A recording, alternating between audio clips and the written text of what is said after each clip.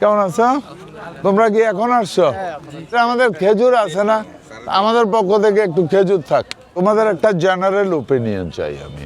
মনে করো এই জায়গাটা যদি সত্যি সুন্দর করে লেভেলিং করা হইতো এবং এখানে যদি এনাফ সিকিউরিটি থাকতো, নিট অ্যান্ড ক্লিন থাকতো, এই জায়গাটা কি রিয়েলি আকর্ষণীয় একটা জিনিস হতো না? এই পার এবং ওই পার মিলেয়া আমি প্রত্যেক দিন দেখি এখানে সবাই মজা করে ইফতার করে, তাই বললাম যে ঠিক আছে আমি একদিন জয়েন করি। কি আইটেম কি?